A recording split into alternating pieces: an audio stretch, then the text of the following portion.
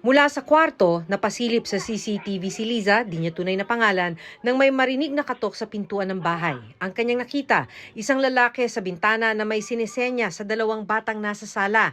Dumukot ang lalaki ng barya sa bulsa at inabot ito sa isa sa mga bata. Parang may tinatawag siya mula sa loob. Nung na-convince niya, lumabas po yung isang bata. Binigyan niya po ng pera, pagbigay, sinisenya sa niya na umakyat sa taas. Napatakbo palabas ng bahay si Liza nang makitang lumabas ang kanyang pamangkin. So, ang sabi ko, bakit mo binigyan ng pera yung bata? Kasi smarte siyang parang pipi. Gumanon lang po siya. Kunyari hindi makapagsalita. Opo, kuwari siya, hindi siya makapagsalita. Nang ipasok ni Liza ng bahay ang bata, nakatsyempo ang lalaki at agad na umalis. Labis ang pag-aalala ng nanay ng bata dahil suspetsa nila balak dukutin ng lalaki ang 5 taong gulang niyang anak. Natakot na rin para sa anak ko kasi lagi naman po sila naglalaro dito.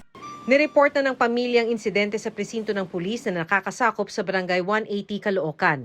Hiling ng nanay maimbestigahan at mahanap ng mga pulis ang naturang lalaki. Hindi naman nagpa-interview sa harap ng kamera ang PNP Substation Commander pero sabi niya iimbestigahan daw nila ito. Para sa GMA Integrated News, Maki Pulido, nakatutok, 24 oras.